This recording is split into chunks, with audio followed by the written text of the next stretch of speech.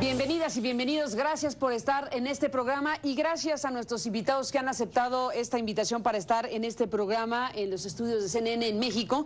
El doctor Alberto Montoya Martín del Campo es académico de la Universidad Iberoamericana, vicepresidente ejecutivo del Centro de Estudios Estratégicos Nacionales, con quien hemos conversado también en otras ocasiones. Gracias, doctor, por estar aquí. Muchas gracias. Bienvenido, doctor Montoya. Gracias al ingeniero Francisco Garaycochea, que es presidente del Grupo de Ingenieros Pemex Constitución de 1917. Gracias, ingeniero, por estar aquí. A los dos, gracias. Y bueno, desde luego, uno de los grandes asuntos en este momento en México tiene que ver con la industria energética, básicamente el envío que hace el gobierno federal al Senado de la República de una iniciativa cuya pretensión principal es modificar la Constitución, el artículo 27 y el 28, una reforma que también está ahí del Partido de Acción Nacional, bastante más audaz, dicen los expertos, sobre el tema. Y bueno, lo que el PRD presente en su momento sobre esta materia. Estamos en un momento de país donde se toca esa circunstancia que apunta a la apertura, a las modificaciones legales, a la pretensión de una incursión mayor de la iniciativa privada nacional y extranjera en temas petroleros y en temas de electricidad. ¿Qué le parece, ingeniero, el momento que se vive? ¿Cuál es el desafío que va en juego? Bueno, yo creo que la reforma está vinculada al compromiso 56, que pretende, el compromiso del Pacto por México, con lo que se pretende incrementar la producción a 3 millones de barriles de petróleo por día a finales de este sexenio, el 2018, y luego todavía incrementar más la producción. Entonces ahí debemos de partir de cuáles son las áreas donde puede proceder ese incremento de la producción. Y lo que nos indican, de acuerdo con un recuadro que es el 35 de la Estrategia Nacional de Energía, estos incrementos de la producción hay que tomar en cuenta que la producción actual va a ir declinando. Entonces hay que compensar la declinación y aportar nueva producción. Va a proceder de lo que se descubra, o sea, de exploración. Así está en ese recuadro de la Estrategia Nacional de Energía. Entonces, se piensa que tenemos grandes recursos y los principales funcionarios, es el director de Pemex, el secretario de Economía, etcétera, nos dicen que esos recursos se encuentran localizados principalmente en 3 áreas: aguas profundas, las formaciones de lutitas, shale oil, shale gas, y Chicontepec. Pero no se cuenta, como debería de ser, de una sustentación lógica que sería a partir de reservas probadas, certificadas y no desarrolladas, sino de lo que se piensa que se va a descubrir. Doctor Montoya, ¿cuál es su diagnóstico de lo que está pasando y que enfrenta México con esta discusión? Lo primero es tener conciencia de qué estamos hablando. El petróleo y la energía no es un sector económico, es la columna vertebral de la economía en su conjunto. No un sector, no es un la sector. Columna. Es la columna vertebral. No es una actividad en donde de manera accesoria este debate pues no tenga mayores consecuencias. Esta es la columna vertebral de toda la economía y todo el modelo de desarrollo. Punto. Segundo a partir punto. de ahí. México no es un gran país petrolero. Las reservas probadas de México, ahora del orden de 14,000 millones de barriles, son menos del 1% de las reservas probadas que existen en el mundo. Y tenemos petróleo para su explotación a la actual tasa aproximadamente 9 o 10 años. De manera que de entrada, la idea de aumentar la extracción para exportarla es irracional. Comparativamente, hoy Venezuela tiene las mayores reservas del mundo que le permiten su producción posiblemente 90 o 100 años. Estamos hablando de condiciones totalmente distintas. Tercer punto. Lo que ha sostenido los últimos 30 años la economía nacional es la renta petrolera. Durante la década de los años 80, la renta petrolera pagó el equivalente de 10% del PIB para el servicio y pago de la deuda externa. Del año 2000 al año 2012, Pemex pagó 687.000 millones de dólares de impuestos. Yo le quiero pedir al auditorio que saque una calculadora muy sencilla y haga este cálculo.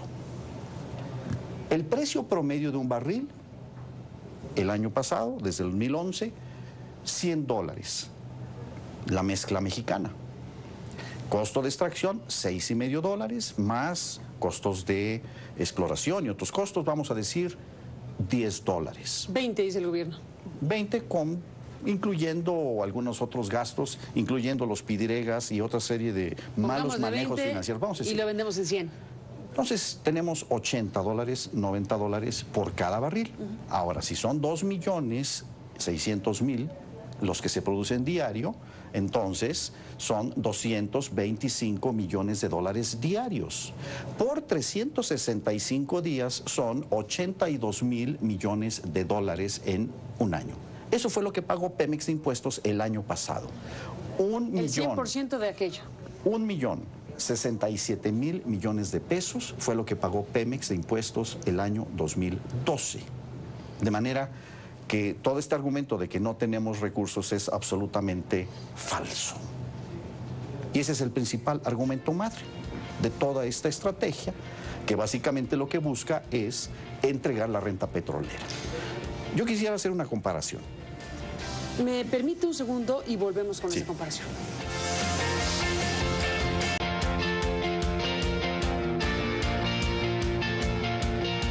Regresamos, doctor. Tenemos a millones de jóvenes ahí. Regresamos, doctor Alberto Montoya Martín del Campo, ingeniero Garaycochea. Retomamos, si no le importa, ingeniero, lo que el doctor Montoya estaba diciendo para no perder la idea. Lo dejo continuar. ¿De dónde está? Bien. Yo quisiera hacer una explicación tratando de, desde luego, simplificar para explicar en qué consiste la estrategia totalmente contraria al interés nacional de la iniciativa presentada. Todo el mundo puede entender que puede tener, por ejemplo, una granja donde tiene 10 árboles y cada árbol tiene 10 manzanas. El marco constitucional dice que nosotros tenemos el dominio directo de la explotación exclusiva de ese recurso. ¿Qué podemos hacer? Bueno, pues contratar personas que recojan esas manzanas.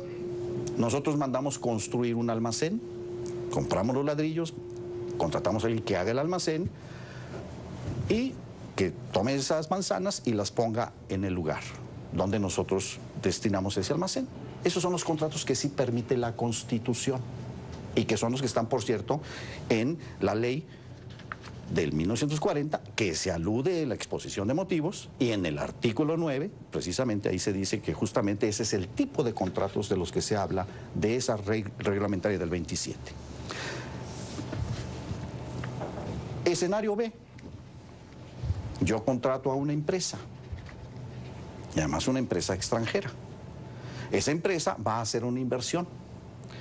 Esa empresa va a construir ese almacén, va a comprar algunas carretillas, va a contratar al personal.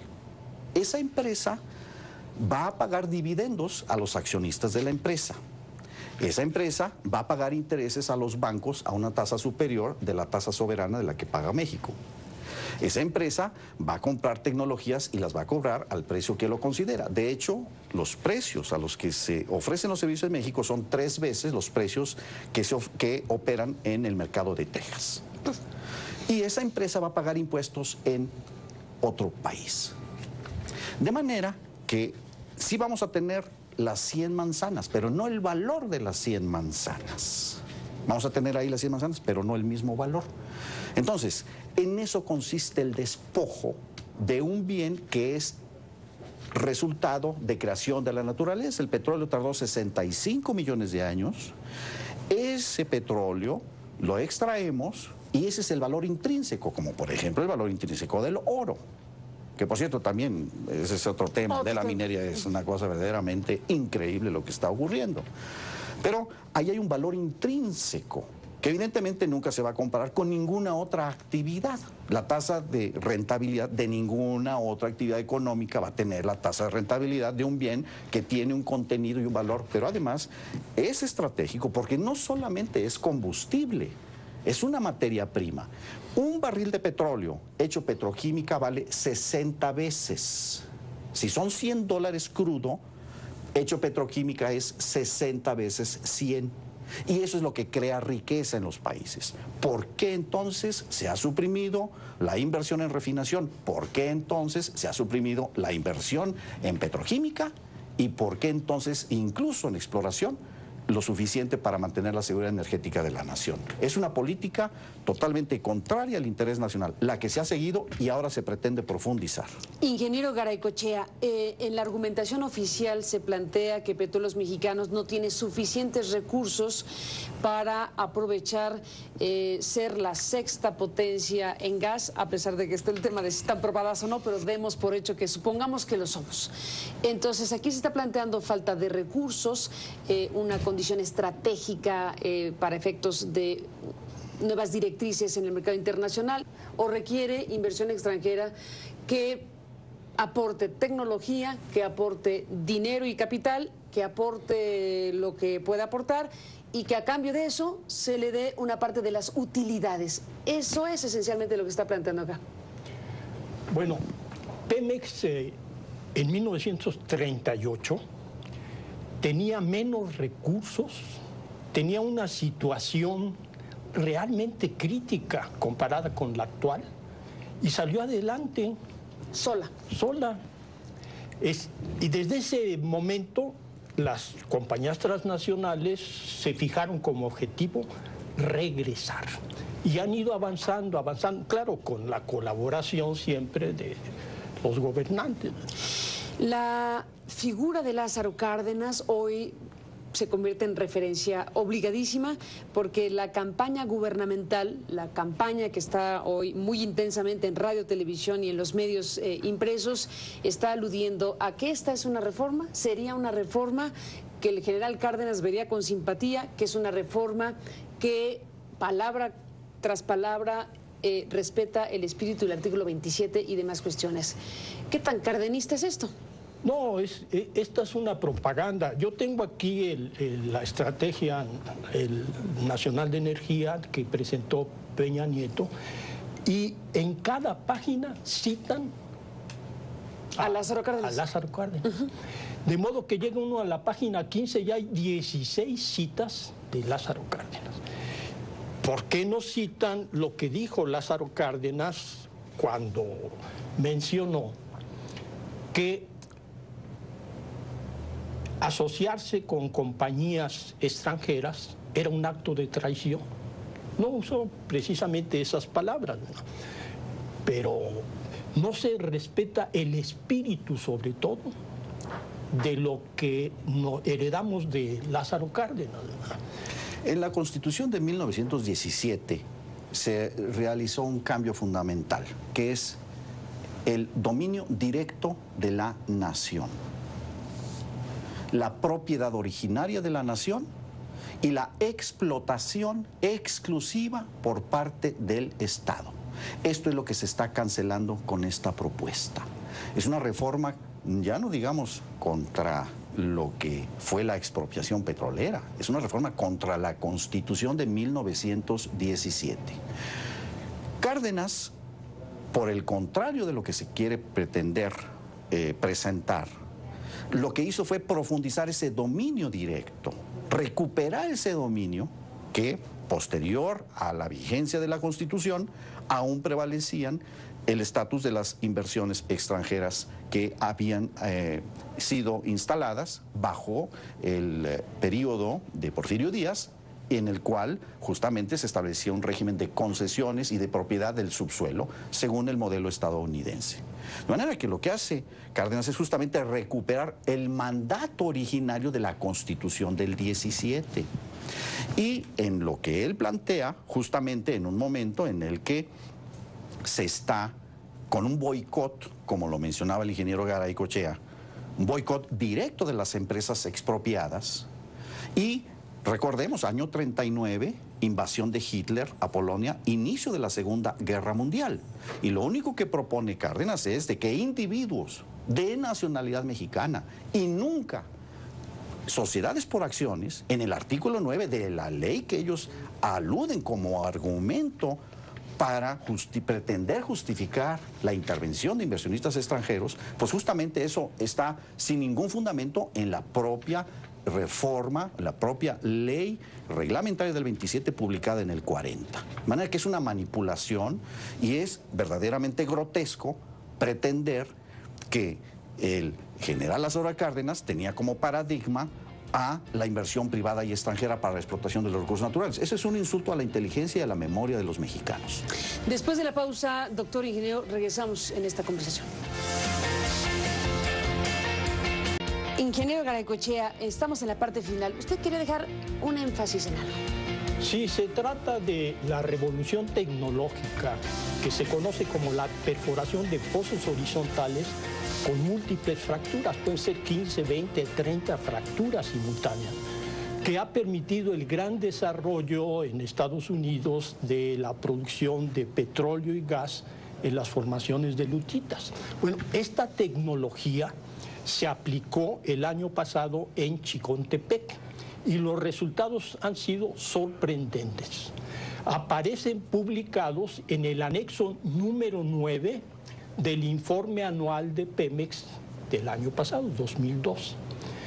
Se perforaron 22 pozos, le llaman no convencionales, por la tecnología esta novedosa. De los 22 pozos, 7 recuperaron la inversión, todo lo invertido, en 2 meses. ¿Cómo? Sí, así es, allí está publicado. Pero, curiosamente, nadie, ninguno de los especialistas, excepto los miembros de nuestro grupo, han hecho referencia a este punto que es vital. De los 22 pozos, 14 permitieron recuperar todo lo invertido en 4 o menos meses. O sea, apetitosísimo. Apetitosísimo. Lo que encontraron recientemente con la aplicación de esas tecnologías en Estados Unidos en México. Sí, así es. Reportado en Petróleos Mexicanos en alguna página de algún informe.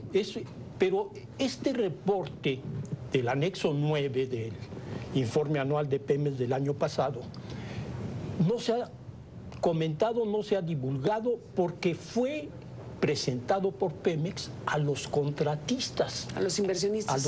Para interesarlos a participar en estos proyectos. Bueno, con ese informe desde luego estarán interesados. Pues sí, bueno, de hecho, los mismos que participaron en los laboratorios de campo donde Pemex les cubrió todo lo que invirtieron para investigar y afinar esta tecnología, ya han obtenido contratos en Chicontepec. En la última ronda, 3 compañías obtuvieron ya contratos en Chicontepec. ¿Necesita Pemex inversión extranjera y nacional para sacar provecho de eso?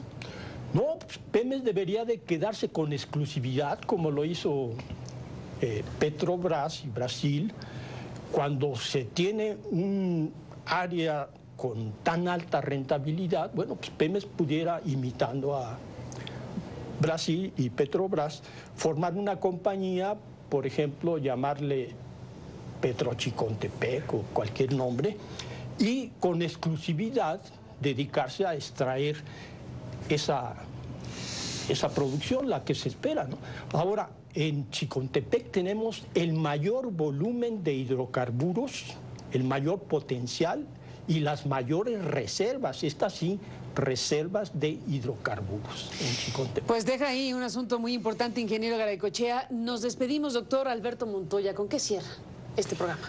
Bien, yo diría que no hay ningún fundamento económico, técnico, histórico o jurídico para ceder el derecho de explotación de un recurso estratégico no renovable que es la columna vertebral de la economía nacional. No hay ningún fundamento. Y lo que se está proponiendo es justamente ceder este beneficio y este derecho a inversionistas extranjeros, que ya están preparados. Incluso varios exdirectores de Pemex han formado empresas que están listas y dispuestas a llevar a cabo estas explotaciones. Lo que se está planteando es la ruina de la nación. Y eso es importante, que se debata a fondo. No hay debate, hay propaganda. Dice el doctor, no hay debate. El ingeniero Garaycochea también coincide con que esto no es un debate.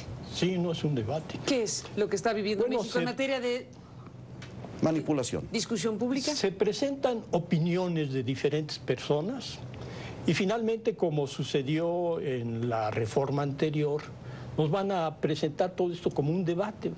Es una simulación de que hay un debate.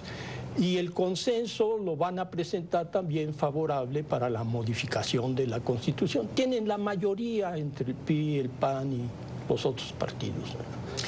Pues ahí está todo lo que sucede en México con un tema tan importante, estratégico, tal como lo dice la Constitución, y el análisis que hace el doctor Montoya y el ingeniero Garaycochea. Les aprecio mucho a los dos que estén aquí para expresar sus puntos de vista y su postura sobre el tema de esto que desde luego es de enorme importancia. Gracias por estar aquí y nos mantendremos en comunicación si me lo permiten. Con mucho gusto, muchas gracias. A los dos gracias y a usted por habernos permitido acompañarle. Hasta la próxima.